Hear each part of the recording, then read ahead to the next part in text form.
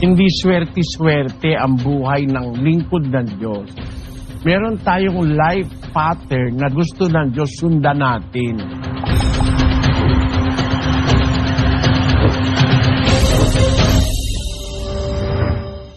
Labag po sa Biblia yon, kapatid.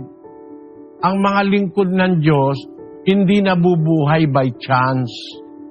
Hindi swerte-swerte ang buhay ng lingkod ng Diyos. Meron tayong life pattern na gusto ng Diyos sundan natin. Kung ano yung magiging pamumuhay natin, hindi ibabatay sa mga pamahiin.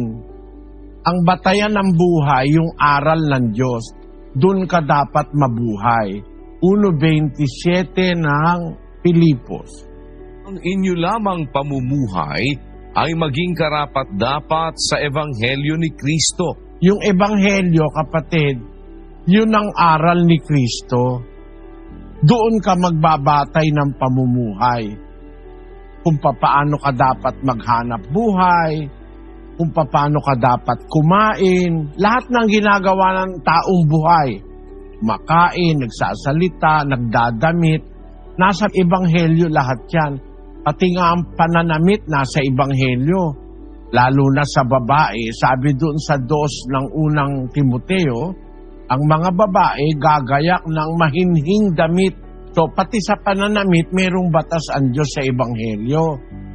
Pati sa pagkain, gaya ng sinasabi sa Roma 14, versikulo 23, ang sabi doon, ang nag-aalinlangan hinahatulan kung kumakain, sapagkat hindi siya kumakain sa pananampalataya. At anumang hindi sa pananampalataya, kasalanan. Kaya kapatid, pagka kakain ka, dapat ayon sa pananampalataya sa Ebanghelyo. Magdadamit ka, mag-aasawa ka, magpapalaki ka ng anak, dapat ayon sa Ebanghelyo. Yun ang pamumuhay Kristiyano. Bawal sa atin ang maniwala sa pamahiin. Yung sinasabi nila, pag nagwalis ka ng gabi, lalabas ang swerte. Wala naman ikaw mawawala kung maniwala ka. Maraming mawawala. Mawawala ang kaligtasan mo kasi hindi ka sumusunod sa Diyos. Basahin natin ang Deuteronomio, Kapitulo 18, versikulo 10. Huwag makakasumpong sa iyo ng sinumang nagpaparaan sa apoy ng kanyang anak na lalaki o babae, o nanghuhula, o nagmamasid ng mga pamahiin, o engkantador, o manggagaway. Sapagkat ang sabi sa 12, sapagkat sino mang gumagawa ng mga bagay na ito ay karumal-dumal sa Panginoon. karumal-dumal sa Diyos yung nagpapamahiin, yung nag-iengkantador, yung mga manggagaway, karumal-dumal sa Diyos yan. Bawal ng Diyos yan. Tapos sabi, pampaswerte raw. Hindi ako naniniwala ron, di totoo yun, kapatid. Kahit magwalis ka sa gabi, pagka may pananampalataya ka sa Diyos, hindi lalabas ang swerte. Ang may kontrol ng bagay, ang Diyos nagwalis ka lang halimbawa, may nabasag na baso sa gabi, kumalat yung tibo.